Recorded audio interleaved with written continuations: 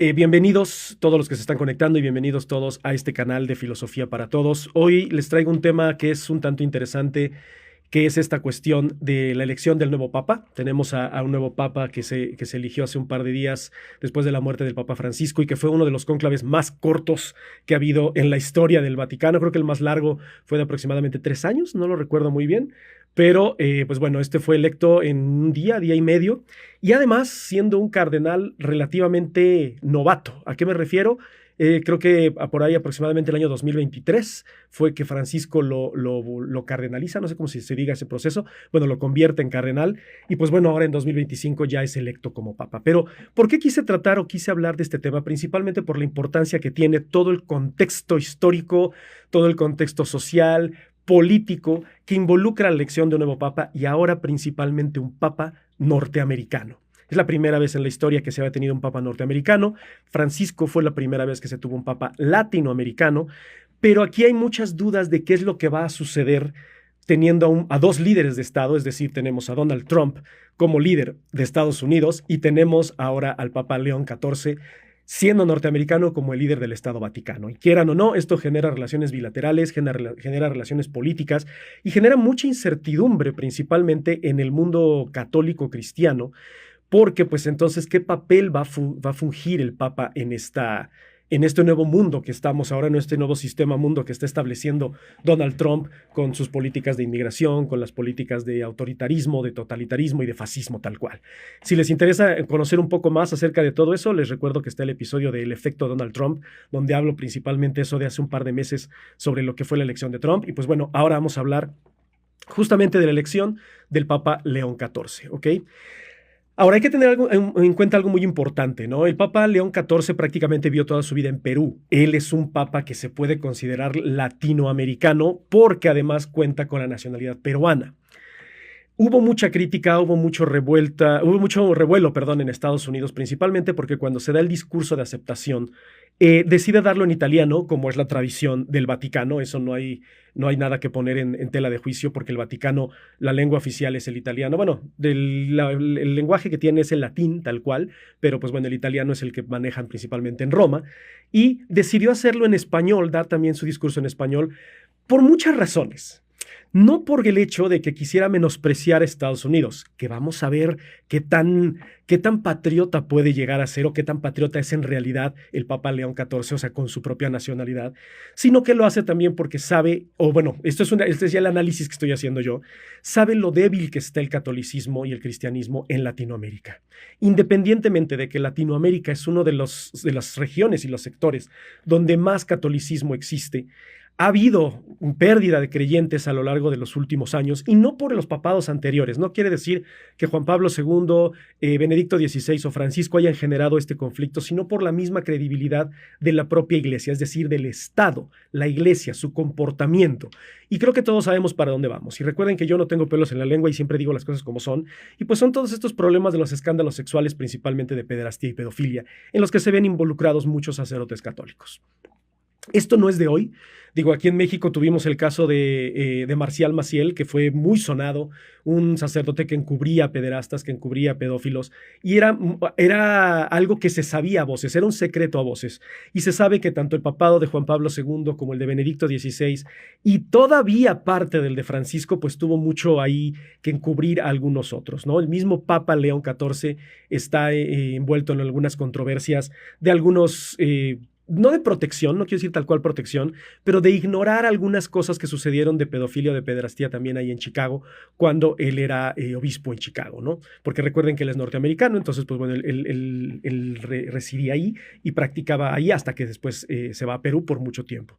Pero ese es el gran problema que enfrenta la Iglesia Católica hoy en día, ¿no? La credibilidad de lo que profesa y de lo que profesa y lo que predica, ¿no? Porque una cosa es, yo te voy a decir qué es lo que debes de hacer con un estatuto y reglas morales del deber ser, y otra cosa es qué están haciendo mis sacerdotes.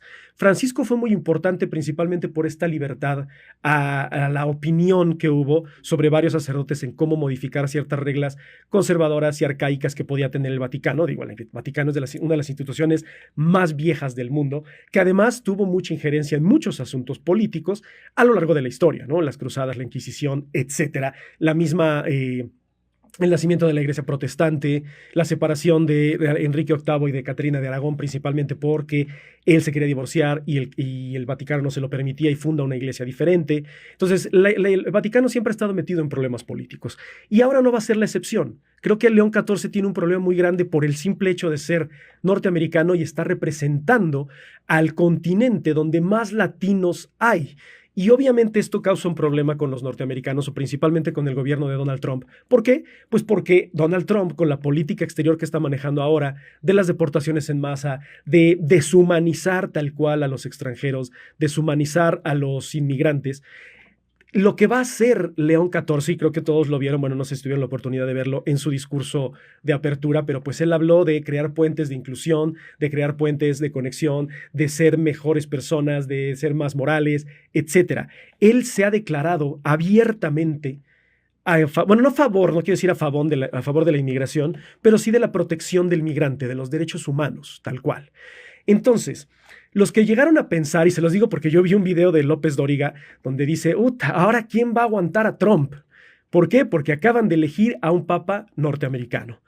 El mismo Trump le hicieron una entrevista y él dijo que quería le gustaría que el papa fuera norteamericano, pero no por las razones correctas. ¿A qué me refiero con las razones correctas? Es decir, por las cuestiones morales. Él quería que fuera norteamericano porque podía tener el control de los latinos o de las personas o los grupos que son católicos y religiosos en el resto del mundo. Honestamente, y esta es una opinión muy personal, yo pensé que iban a escoger al papa de Ghana.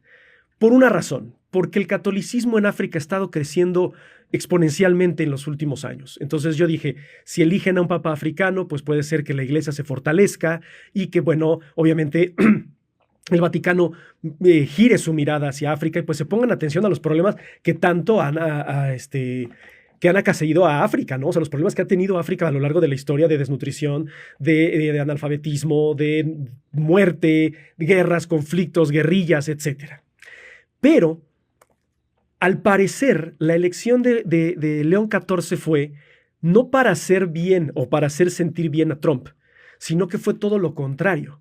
Decidieron elegir a un papa norteamericano con nacionalidad peruana, que por lo visto y por lo que ha hecho a lo largo de su carrera, no tiene mucha afinidad con su propio pueblo. Entonces, esto es una cachetada con guante blanco por parte del Vaticano, para decir, ¿sabes qué? Tenemos un papa norteamericano, pero que no apoya tu política exterior, que no apoya tu ideología de los derechos humanos y tu visión que tienes acerca de los inmigrantes. Entonces, sí es un papa que va a ser revolucionario. Les digo, siempre se habla de revolucionarios cuando entran los papas. Se dijo lo mismo de Francisco. De Benedicto XVI no se dijo tanto porque era más una cuestión de nepotismo que, ojo, en el Vaticano, en la Iglesia, también existe el nepotismo, es una institución. Entonces quiere decir que el Vaticano elige a sus gobernantes de acuerdo a lo que fue la ideología del anterior. Se dice que Juan Pablo II establece a Benedicto, Benedicto a Francisco, Francisco ahora a él. No, o sea, no es un secreto, se sabe que Francisco, o bueno, más bien que este Papa León XIV era un allegado muy grande de la ideología de Francisco I, ¿no? Y de estar también a un lado de él todo el tiempo, ¿no? Entonces, comparten muchas ideas, pero se dice que muchas de estas ideas no son ideas completamente de él, sino que son ideas heredadas de Francisco I. Entonces, vamos a ver qué tan importante es el que se haya elegido a este papa y que sea norteamericano y que al mismo tiempo sea peruano, entonces tenga esta doble nacionalidad, desde el punto en el que vamos a entender muchas de las cuestiones de las relaciones políticas. Ahora, una de las cosas que hay que entender de por qué él decidió ponerse León XIV es justamente por lo que logra León XIII. O sea, León XIII fue un papa del siglo XIX, ¿ok? Entonces, León XIII escribe una encíclica en 1891 llamada Rerum Novarum. En esta encíclica, o se considera una de las encíclicas más revolucionarias, más libertarias y más poco conservadoras para la época. O sea, estamos hablando de finales del siglo XIX, principios del siglo XX, cuando León XIII establece o escribe esta encíclica, ¿no?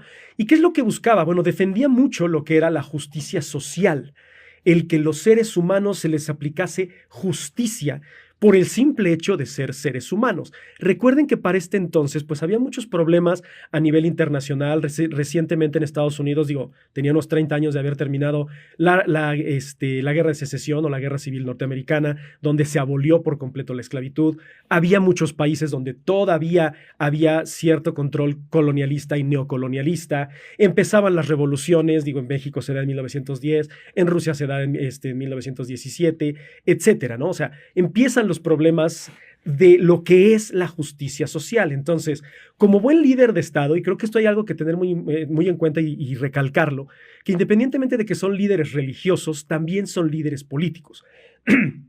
El que se crea que porque es un líder religioso va a ser completamente moral y ético, no necesariamente. Va a haber intereses de por medio, se va a aplicar cierto neorrealismo, realpolitik, política real, realista, que busca los intereses particulares de un grupo o de una élite, ¿no?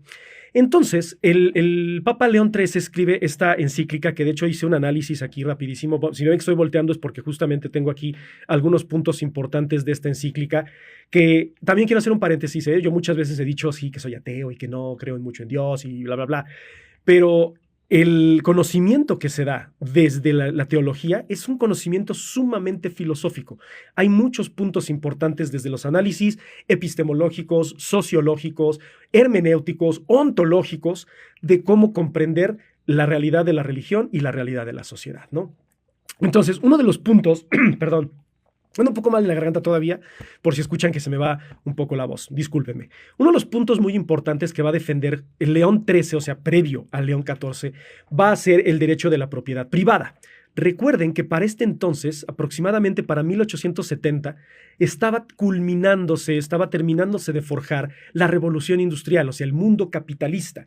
Se empieza a forjar desde principios del siglo XVIII, pero a finales del siglo XIX es donde ya está afianzado completamente el capitalismo. Entonces, entender a la propiedad privada es algo muy importante porque, independientemente de que se cree que la izquierda no defiende la propiedad privada y cree que la propiedad privada debe ser repartida entre todos, eso no es lo que establece la izquierda o lo que establecía la izquierda de ese entonces. Desde el marxismo-leninismo, recuerden que cuando establece la tesis de Abril Lenin, él establece que lo primero que se tiene que hacer es tener un capitalismo controlado, tratar de analizar cómo funciona y controlar esos recursos, que el Estado intervenga en las empresas y no dejar que las empresas hagan a diestra y siniestra como solían hacer y estaban haciendo bajo el reinado o bajo el zar Nicolás II, ¿no?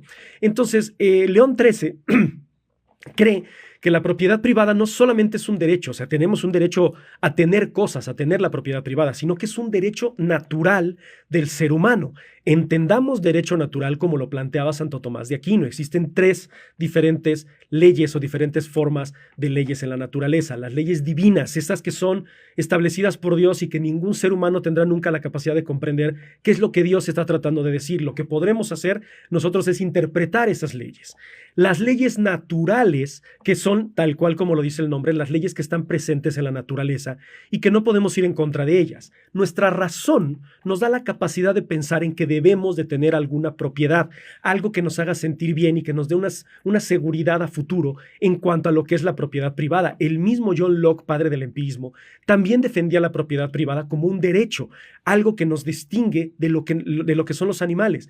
Los animales no pueden tener una propiedad definida tal cual, ellos no pueden apropiarse de las cosas.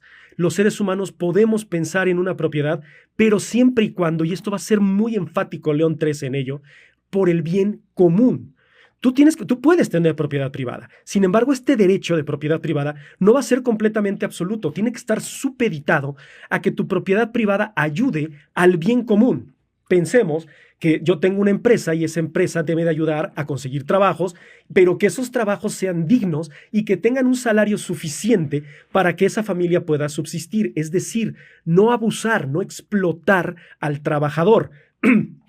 O sea, las ideas socialistas, discúlpeme, las ideas socialistas proponían en ese entonces, o más bien el socialismo mal interpretado de Lenin, proponía abolir la propiedad privada. Sin embargo, discúlpeme, León XIII lo que busca es, no se debe de abolir la propiedad privada. Todos los seres humanos tienen derecho a la propiedad, pero tienes que entender que ese derecho que tienes va supeditado a una obligación, y esa obligación es que no seas completamente egoísta sobre la propiedad que tienes y la compartas con los demás. Muchos pensarán, es que eso es socialismo, es que eso es izquierda. No, eso es un derecho natural, es un concepto que León XIII define como algo natural. Si tú vas a tener algo, que ese algo ayude a que el otro viva bien, a que el otro viva mejor. Aristóteles lo decía. ¿Cómo podemos ser felices en realidad? ¿O cómo podríamos alcanzar un estado de conciencia de felicidad? Perdónenme. Debemos de alcanzarlo haciendo el bien y viviendo bien. O sea, es decir, lo que yo tenga, tengo que compartirlo con otros, porque somos seres sociales, somos animales que necesitamos vivir en sociedad, tener una manada, tener un grupo que nos ayude a sentirnos bien con nosotros mismos. Entonces, León XIII aboga por la propiedad privada, pero con la propiedad privada que tenga un fin y que tenga un bien, ¿ok? Ahora, algo que tenemos que tener muy en cuenta es que sí existen tonalidades de grises, no hay polos en las cosas, es decir, no todo es negro o todo es blanco, no todo es frío, no todo es calor, no todo es derecha, no todo es izquierda. Hay tintes de izquierda en la derecha, hay tintes de derecha en la izquierda, hay centro derecha, centro izquierda, centro, que es una mezcla de las dos. Entonces, dentro de esta misma encíclica que establece León XIII, va a criticar mucho el capitalismo liberal. O sea, es decir, este modelo liberal de Adam Smith que dice que la mano invisible, que tienes que participar para abrir un libre mercado, etcétera. Él dice, estoy completamente de acuerdo, pero yo lo que denuncio, va a decir León XIII, es la explotación que hay todavía. Estamos hablando de 1891. La explotación que hay en fábricas y empresas o de los dueños de capital a sus trabajadores. Y fíjense, estamos hablando de 1891, estamos en 2025 y todavía existen las sweatshops. ¿Qué son las sweatshops? Estas fábricas que son prácticamente esclavizantes, principalmente en Asia, donde en Vietnam, donde en Sri Lanka, Camboya principalmente, hay fábricas donde hay niños trabajando, o sea, las leyes ya defienden o protegen a los niños en contra de la explotación y la explotación laboral, y también empleados, o sea, ya adultos, que están bien siendo explotados y se les pagan centavos de dólar para hacer tenis Nike, para hacer, no sé, marcas como Wilson, marcas como Reebok, etcétera. Y esas marcas se terminan vendiendo carísimas, ¿no? O sea, hay un sobreprecio brutal. Santo Tomás de Aquino diría en su obra máxima, se me fue la Suma Teológica. En la Suma Teológica diría que, bueno, si tú estás dispuesto a pagar esos precios, no hay una estafa tal cual. Pero también, si no hay esa competencia, perdón, o esa libertad en los precios, pues entonces tampoco hay esa libertad de poder elegir precios menores, porque al fin y al cabo, póngale que ustedes van a buscar una sudadera, se encuentran una en 1,500, pero la más barata cuesta 1,000, pero el costo de producción es de 200 pesos, de todas maneras están pagando un sobreprecio, pero no tienen ya ustedes opciones. León XIII, en esta encíclica, dice que la explotación a los trabajadores por parte de los dueños del capital o por parte de las empresas, es considerado como avaricia, ¿ok? Esa concentración de riqueza en unos pocos no tiene sentido para la Iglesia Católica, según León XIII, ¿ok? Recuerden, yo no soy católico, estoy leyendo simplemente lo que León XIII nos explica aquí en su encíclica llamada Rerum Novarum, ¿ok? Entonces, la explotación de los trabajadores por parte de los dueños del capital o los dueños de las empresas no deben de buscar la riqueza absoluta de unos pocos, ¿ok? Entonces, eso lo seguimos viviendo. Estamos en 2025, o sea, prácticamente estamos a 100 años después de esos ciento y tantos años más, y de todas maneras existe esa explotación, ¿ok? Entonces, ¿qué tanto ha cambiado? Pues bueno, no ha cambiado muchas cosas. Sin embargo, ahí está una de las razones por las cuales León XIV decide llamarse León XIII. Tal vez les parecerá muy simbólico, tal vez les parecerá sin sentido. Sin embargo, es muy importante entender el contexto simbólico que tiene esto en cuanto a que si León XIII tuvo una encíclica tan revolucionaria y tan cambiante, hay una razón también en particular por la cual él está estableciendo desde un principio cuál va a ser su política y cuál va a ser su forma de pensar hacia la Iglesia Católica del siglo XXI, y entendiendo que tenemos a un papa norteamericano con un vicepresidente norteamericano que es católico, Donald Trump, que es cristiano, pero que no se considera afín de una de las ramas del cristianismo, específicamente el catolicismo, pero sí tienen ellos un vicepresidente que es católico, que es J.D. Vance. Entonces, ahí hay una conexión entre ellos, pero ideológicamente hay una ruptura porque pues, si queremos hablar del capitalismo liberal, estamos hablando de Estados Unidos. ¿Cuál es la diferencia? Que en 1891 el poderío norteamericano no era lo que ustedes conocen hoy en día. Si ustedes creen que Estados Unidos siempre ha sido rico y siempre ha sido una potencia liberal, no lo era. Hasta 1891 Estados Unidos todavía en el continente americano no era de las grandes potencias económicas. No me dejarán mentir, les voy a conseguir el dato, más que me acabo de acordar ahorita, les voy a buscar el libro. Hay una obra en donde se establecen los PIBs, todo lo que es el desarrollo económico de los países, y hasta 1911, ya si alguien lo sabe el dato específicamente no me dejará mentir, Argentina era el líder en economía en toda América Latina. Estados Unidos estaba como por el lugar cuarto o quinto aproximadamente. Esto te habla de que Estados Unidos no tenía tan desarrollado el liberalismo justamente por los problemas que tenía de segregación, de diferencia, de racismo por lo que estaba sucediendo en la guerra civil, ¿no? Y un conflicto interno siempre va a causar una desestabilidad política. Estados Unidos comienza a crecer hasta la Primera Guerra Mundial porque se establece la economía de guerra. Entonces, establecida la economía de guerra ya es el Estados Unidos que nosotros conocemos y además después de la Primera Guerra Mundial se establece el nuevo sistema mundo gracias a los 13 puntos de Woodrow Wilson. Que si no quiero adentrar mucho en eso, pero si tienen la curiosidad, busquen los 13 puntos de Woodrow Wilson y ahí verán cómo establecen que ellos son los líderes prácticamente del mundo y las razones por las cuales se suscita la Segunda Guerra Mundial. Pero bueno, hasta aquí quiero hacer una pausa rapidísimo, agradecerles por sus likes, por sus compartidas. Somos 39 personas, soy muy contento. Espero que el en vivo les esté gustando, disculpen que ando un poco enfermo.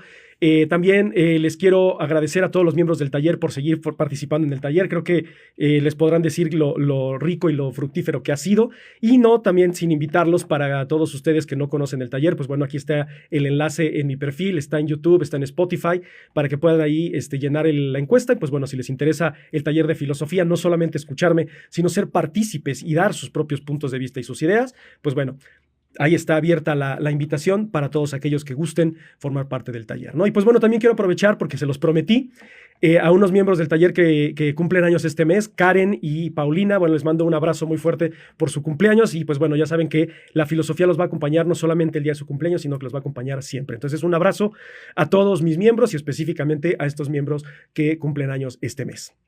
Y pues bueno, vamos a continuar con esta parte de la encíclica de León XIII para que entendamos un poco lo que está sucediendo o lo que va a suceder con León XIV. En esta encíclica él va a hablar también mucho de lo que son los derechos y deberes de los trabajadores y los derechos y deberes de los empleadores, ¿ok? Por ejemplo, él consideraba que un trabajador debe de cumplir fielmente con su trabajo. Ahora, esto es muy complicado en una sociedad moderna donde tenemos jefes explotadores, tenemos salarios injustos, tenemos horarios laborales demasiado esclavizantes. El poder decir que puedo cumplir completamente con mi labor y con mi deber fielmente teniendo estas condiciones laborales. Por eso él previamente dice, ¿no? Mientras el empleador no sea explotador, a ti te corresponde cumplir fielmente con tu trabajo. Y esto me recuerda mucho al concepto de la meritocracia de Confucio. Confucio planteaba que tú puedes llegar a un escalón más alto y cada vez más alto en la jerarquía política, social, laboral, etcétera, si demuestras tus habilidades y que estas habilidades sean tomadas en cuenta. Pero ¿cómo lo vas a hacer? Fungiendo el papel que te corresponde. Es decir, si estás en la escala más baja, vas a ser el mejor en esa jerarquía. Y eso te va a permitir destacar, y al destacar vas a lograr crecer y a ir escalando poco a poco. Sabemos que la meritocracia hoy en día en realidad no funciona tan así, o sea, es decir, no en su totalidad. Pero si yo tuviese el ejemplo de un gran líder que es mi jefe, porque ese es el gran problema que hay hoy en día, que no tenemos líderes, tenemos jefes, tenemos gente que delega, pero que delega en totalidad, gente que es incompetente, gente que no tiene habilidades, pero que tiene un buen puesto, y que es entonces en ese momento que es a quien debemos de obedecer y a quien debemos de servir fielmente. En las 5 relaciones constantes que nos habla Confucio, que es soberano, súbdito, padre, hijo, esposo, esposa o esposo, esposo hoy en día, ¿no? Hijo, hija y amigo, amigo, hay una constante y esa constante es predicar con el ejemplo. Entonces, cuando León XIII habla en su encíclica que nosotros los trabajadores tenemos el deber de cumplir fielmente con nuestro trabajo, es también cumplir fielmente con nuestro trabajo, pero no necesariamente obedecer ciegamente al empleador, ¿no? ¿Por qué? Porque dice el mismo León XIII, los empleadores deben de respetar la dignidad humana. Si tú le estás pidiendo a un trabajador que trabaje 16 horas con un salario inferior al salario mínimo, que trabaje fines de semana, y obviamente estás atentando contra la dignidad humana, pero se romantiza tanto eso hoy en día, en este mundo liberal en el que supuestamente tú tienes que trabajar arduamente para alcanzar lo que tienes. Les puedo asegurar que el 80 o el 90% de las personas que están exigiendo eso no están trabajando exactamente igual que lo hace el empleador, ¿no? Y lo que lo podría yo hacer, ¿no? Perdón que me distraje un poco, pero es que aquí hicieron un comentario maravilloso. Déjenme se los leo. Pues es mi eminencia. El padre Isaac dice, Cantinflas hace referencia a esa encíclica en la película del Padrecito, justamente. E incluso en esa ¿cómo se llama? En esa película, en esa escena, hasta le dice el otro padre, oiga, pero es que eso es comunismo. Y le dice, no, es dignidad y sentido común. Entonces, la encíclica de León XIII es uno de los documentos también más importantes que hay, principalmente si estamos hablando de la época y de lo revolucionario que fue para ese momento, porque estamos hablando de finales del siglo XIX, principios del siglo XX, donde iba a comenzar una revolución, bueno, las revoluciones, los procesos revolucionarios y además, pues unos conflictos internacionales más a fondo, ¿no? El Realpolitik nace justamente en esta época, entre los conflictos de la guerra franco-prusiana, el conflicto de Agadir, la crisis de Agadir, la invasión de Marruecos, en fin. Entonces, ahí hay algo muy importante, pero recuerden siempre, ¿no? A pesar de que son líderes religiosos, también son líderes políticos. Pero bueno, les recuerdo que está abierto el espacio de comentarios. Ustedes pueden hacer preguntas, pueden lanzar comentarios aquí como la eminencia, que siempre es súper atinado. Y pues bueno, ustedes tienen carta blanca siempre aquí en los comentarios, ¿no? Y pues bueno, también habla mucho en esta encíclica del rol del Estado, el papel que el Estado va a fungir en cómo controlar todo esto. ¿Por qué? Porque el Estado debe de buscar el bien común. O sea, es decir, que todos, absolutamente todos, seamos beneficiados de lo que está sucediendo en el sistema político-económico del contexto en el que nos encontremos. ¿Qué es lo que plantea Trump hoy en día? O sea, Trump no lo dice así a voces, pero está planteando una desigualdad social brutal. Si León XIII en el siglo XIX, él buscaba que hubiera un bienestar común, que todos los derechos de los ciudadanos fueran valorados, y principalmente de los más vulnerables, aquí entra un grupo vulnerable que pareciese, tal vez por los medios de comunicación y por la visión que tenemos sobre ellos, no es vulnerable, pero los migrantes son un grupo vulnerable. No podemos juzgar la realidad de un individuo. Entender a un individuo y la razón por la cual él está buscando emigrar, es muy difícil ponernos en sus zapatos. Y más si vivimos en el privilegio, más si vivimos en una burbuja en la cual creemos que las razones por las cuales ellos están emigrando es literal porque quieren dañar al otro país, porque quieren ir a violar, quieren ir a matar, quieren ir a hacer crimen. Ellos buscan una vida diferente, que haya una que otra manzana podrida por ahí, como lo hay en todos lados, o sea, ya sean migrantes, inmigrantes, locales, patriotas, nacionalistas, siempre va a haber alguien que va a tener la moral y la ética pues un tanto corrupta. Eso va a existir. Sin embargo, León XIII va a decir que los grupos vulnerables son los que más debemos de proteger y principalmente si son trabajadores. Entonces, no nos vayamos tanto al problema con Estados Unidos, quedémonos aquí en Latinoamérica y quedémonos aquí en México. Tendemos a tratar a los grupos vulnerables todavía con más inferioridad de lo que nos tratan a nosotros los demás, ¿no? Podríamos decir que Donald Trump humilla y denigra a los inmigrantes, y estoy de acuerdo, pero el mismo mexicano humilla y denigra a los propios mexicanos cuando forman parte de grupos vulnerables. Y no quiero hablar principalmente de la comunidad indígena, porque casi siempre hablamos de comunidad indígena cuando hablamos de grupos vulnerables, pero pensemos también la gente de escasos recursos, es decir, no porque seas de escasos recursos inmediatamente te vuelves indígena o te vuelves de otra diferente etnia. No, hay gente que tiene una etnia en particular, pero que también tiene escasos recursos. ¿Y cómo tratamos a empleados domésticos? ¿Cómo tratamos a intendentes? ¿Cómo tratamos a empleados de mostrador? Gente que atiende a servicio al cliente. Nos sentimos superiores a ello. Eso es un grupo vulnerable. Y León XIII dice, eso es un grupo vulnerable en el ámbito laboral, en el ámbito de los trabajadores. Entonces, el rol del Estado, supuestamente decía León XIII que el Estado debe de intervenir para asegurar la justicia, la paz social y el cumplimiento de las leyes laborales. ¿Cuál era el problema de su época? Que las leyes laborales eran relativamente nuevas.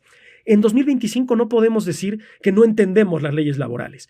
Y puede ser aquí y en China, ¿no? O sea, no nos quedemos de que, ay, es que en Estados Unidos es diferente, en México es diferente. No, la dignidad está de por medio.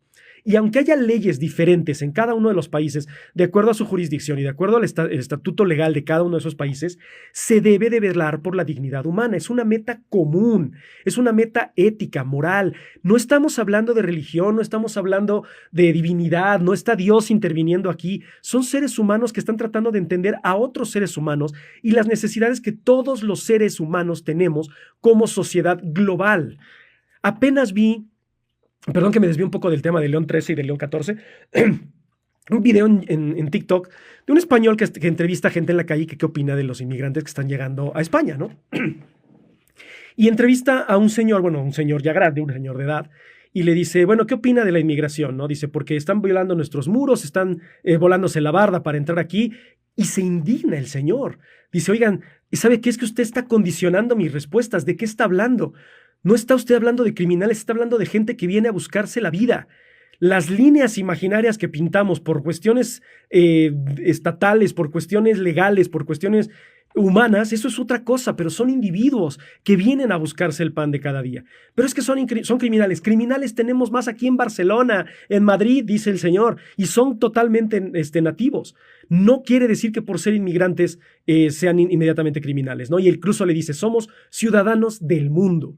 El que tengamos una nacionalidad, el que tengamos un estatuto de un estado que nos limita por territorio, por idioma, por tradiciones, etcétera, eso es una construcción que hemos hecho nosotros para excluir más que para incluir. Lo que dice el señor. Sin embargo, yo estoy completamente de acuerdo en muchas de esas cosas que dice, ¿no? Entonces, debemos de dejar de pensar en que, es que lo dice un papa o es que lo dice un líder político. Somos seres humanos y tenemos la necesidad de interactuar como individuos, de funcionar como sociedad. Por eso han muerto los grandes relatos de los que nos hablaba Jean-François Lyotard y que ya como Bátimo nos habla de los pequeños relatos que ahora son completamente individualistas y que lo que le pase al otro no me interesa siempre y cuando yo esté bien. Estamos hablando de un papa del siglo XIX que hablaba de la unión y de la dignidad común de la humanidad, y por eso León XIV dijo, hay tantos problemas ahorita, que el Vaticano vio la oportunidad de elegir a un papa norteamericano con el nombre del sucesor de León XIII, que tiene este tipo de ideas acerca de lo que es la dignidad humana, la migración, los grupos vulnerables y además el ser humano en sí como ser humano, ¿no?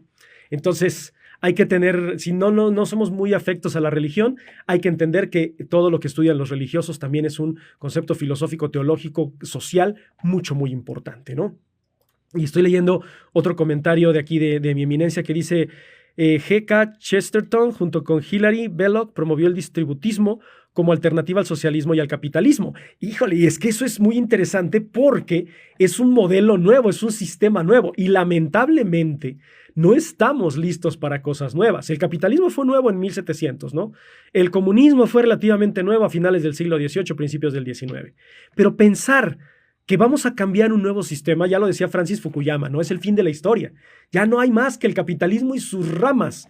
Sin embargo, esto del distributismo pues es muy interesante porque literal es repartir equitativamente. Sin embargo, ¿qué es lo que se piensa? Comunismo, marxismo, mal entendido, mal interpretado, y una izquierda muy mal definida.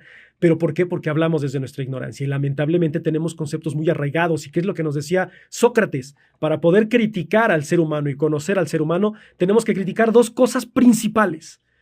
Al gobierno, que es lo que siempre hacemos, y la otra cosa que nos cuesta mucho trabajo hacer, a nuestras propias creencias, a nuestros propios valores o nuestros propios pensamientos. Eso también es un tanto difícil de hacer. Es más fácil criticar al gobierno que criticarnos a nosotros mismos, ¿no? Pero bueno, de hacer un paréntesis rapidísimo, muchísimas gracias por su participación, de verdad estoy muy contento, hemos llegado a 40, 50 personas, ahorita estamos entre 30, soy muy feliz, una vez más los invito a que se unan al taller, que me sigan, que le den like, porque mucha gente me escucha, mucha gente me comenta, pero no me sigue, entonces me ayudaría muchísimo que me siguieran, que dieran like a los videos en YouTube, que dieran like también aquí, que den like en todo, donde se pueda dar like, ahí ustedes pueden dar like, donde diga suscribirse, donde diga seguir, ahí denle, porque eso me va a ayudar muchísimo para poder seguir creciendo y poderles seguir trayendo este contenido, que les digo, es una opinión personal desde el conocimiento filosófico que yo tengo, pero que al fin y al cabo creo que les ayuda para ustedes crear sus propias ideas y hacer un criterio muy muy personal sobre el mundo que nos rodea, ¿no? Ahora, en esta encíclica, León XIII también nos habla del papel fundamental que juega la iglesia en la sociedad, ¿ok? La iglesia, la iglesia como figura, ¿sale?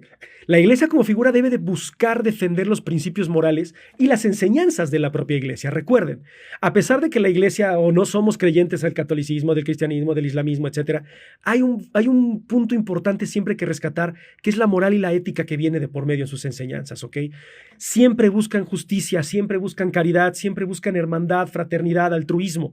Eso es lo que hay que rescatar. No hay que quedarnos con las historias míticas o que si Jesús caminó sobre el agua, que Alá no tiene forma, que Buda es un semidios. No, esas cosas hay que dejarlas de lado, como lo hicieron los presocráticos, y nosotros tratar de rescatar los puntos importantes para nosotros y para la sociedad. León XIII dice, es importantísimo que nosotros, bueno, la iglesia, ellos, me estoy hablando desde la visión de él, ¿no? Abogue por la justicia social, abogue por la paz, abogue por la hermandad, la fraternidad, la caridad. ¿Y qué es lo que pasa hoy en día? El concepto de reciprocidad, el concepto de caridad, el concepto de lealtad, de empatía, prácticamente está perdido. No quiero decir que todo por completo esté perdido. Sin embargo, sí hemos llegado a tergiversar mucho estos valores, ¿no? Y esto es algo que hablaba León XIII en el siglo XIX y que ahora León XIV dice, por algo tomé ese nombre, aquí está la encíclica, léanla y vean qué es lo que voy a hacer. Voy a ir en contra de todo lo que está sucediendo hoy en día porque se está deshumanizando y está perdiendo la dignidad cada vez más el ser humano, ¿no? Entonces, es muy importante porque hay mucha lucha de clases todavía, independientemente de que el marxismo está muerto y el socialismo ya no sirve y la izquierda, la lucha de clases está ahí. El pobre aborrece al rico, el rico aborrece al pobre, pero el rico necesita del pobre y el pobre necesita del rico. En la encíclica de León XIII también se va a criticar esta cuestión de la lucha de clases sociales, ¿no? Él va a reconocer que existe esta tensión siempre entre los dueños de los medios de producción, el capitalismo y el trabajador y aquel que no posee los medios de producción, ¿no? Sin embargo, él no promueve la lucha de clases, sino lo que promueve es la colaboración. Es más o menos lo que nos platicaba ahorita Isaac, que bueno, es el que le digo eminencia, sobre el distributismo, ¿no? O sea, colaborar entre todos y ayudar a la dignidad y a la dignificación del ser humano que lo ha perdido. ¿Basado en qué? En caridad, en altruismo, en justicia, en paz y en dignidad. ¿Creen ustedes que la sociedad hoy en día tiene claros esos conceptos? ¿O solamente tenemos claros lo que yo necesito, lo que es para mí y el deber ser que me debe de funcionar a mí, pero no a la sociedad, ¿no? Entonces, hay que hacer un juicio de conciencia propia y decir, a ver, estoy entendiendo qué es lo que está pasando, estoy entendiendo qué estoy haciendo con mi vida, estoy entendiendo qué es lo que entiendo por esos valores, porque muchas veces creemos entender estos valores, pero tenemos un conocimiento muy efímero y muy vago de lo que pueden llegar a ser estas cuestiones, ¿no?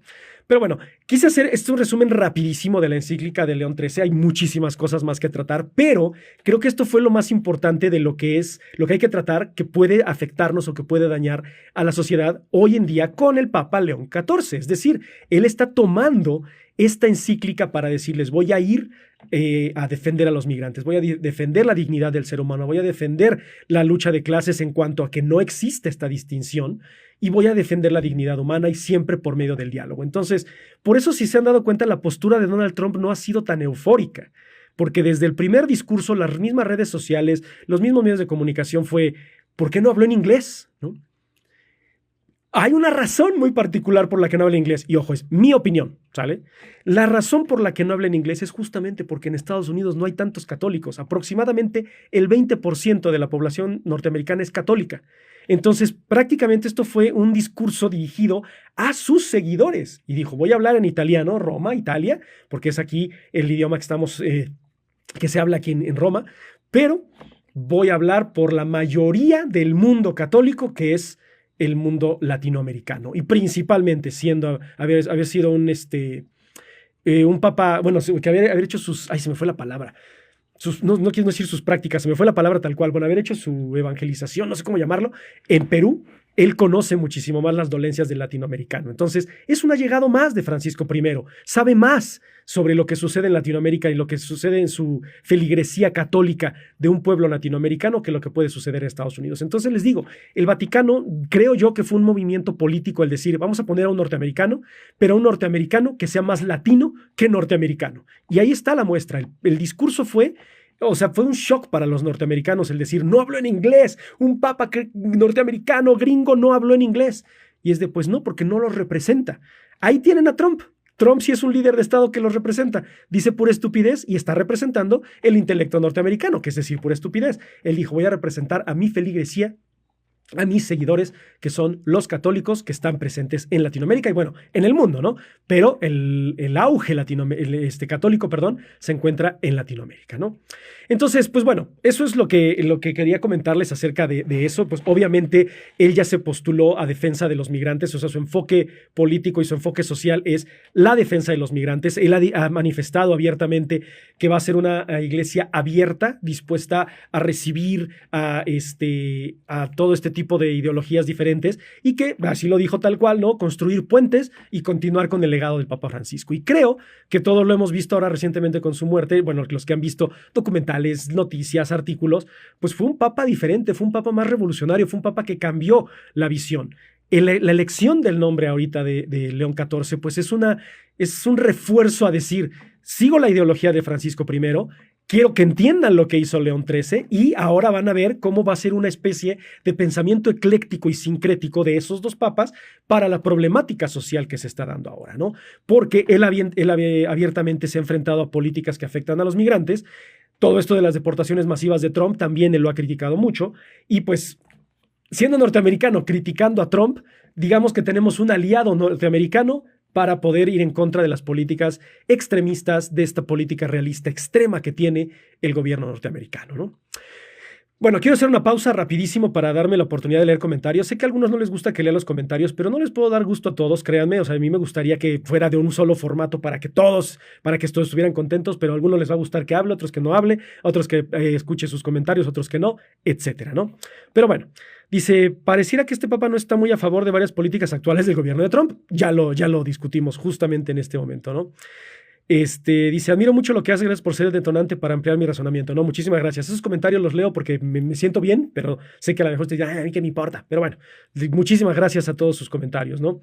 Dice, hay en Netflix la película El habitante de muerte de Papa León 2017. O sea, supongo que se refiere es que la película es del 2017 y es la muerte del Papa León XIII, supongo. Bueno, voy a checarla porque me gusta mucho ver películas. De hecho, les recomiendo muchísimo que vean la película de los dos papas. Yo no he visto la de Cónclave.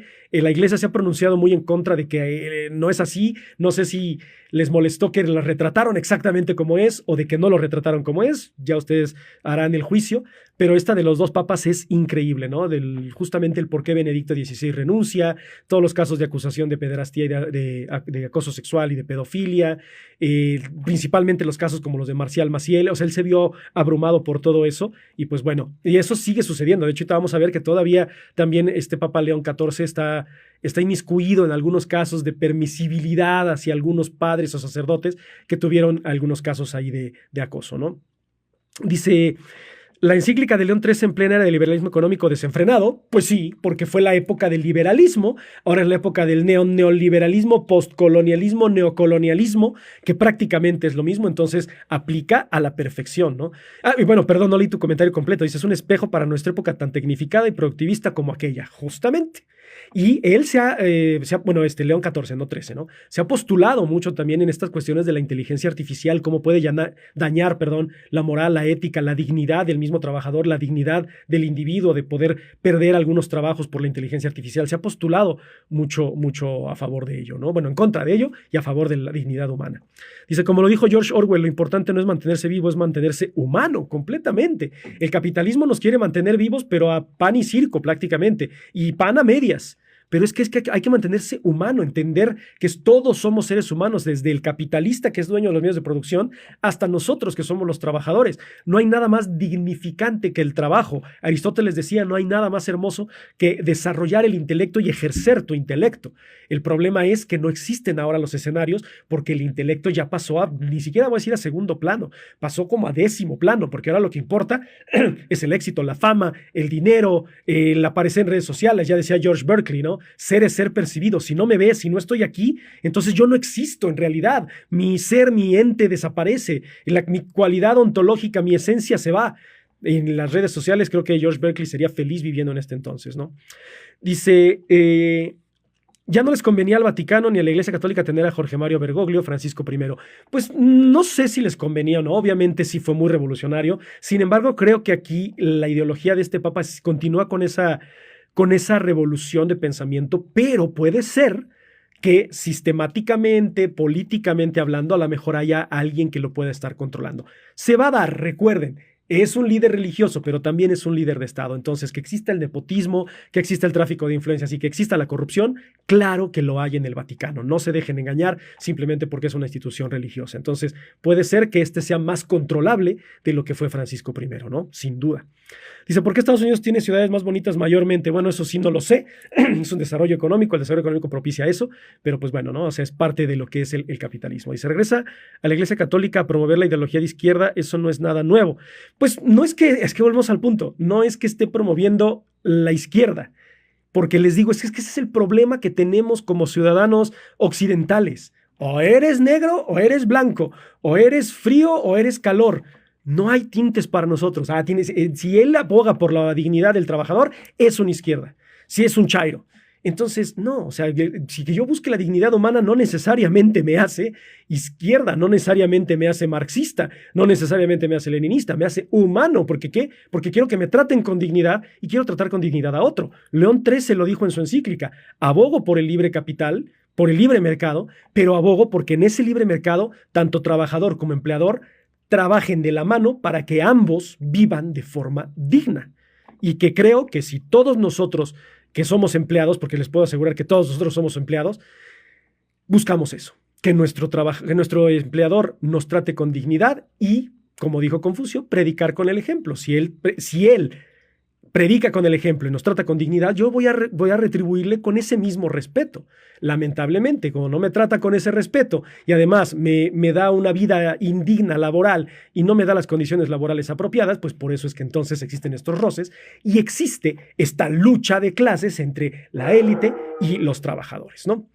Pero bueno, espero que hasta aquí no estén tan ofuscados con lo que les estoy diciendo. Digo, siempre trato de ser lo más conciso posible y además de ser lo más claro posible, porque sé que hay mucho palabrerío que ustedes a lo mejor no pueden llegar a comprender y no es porque los esté demeritando, les esté minimizando su capacidad de entender las cosas, pero esto es filosofía para todos. Para aquellos que no conocen esos conceptos, pues bueno, sepan de qué se habla sin la necesidad de hablar de conceptos muy profundos, ¿no?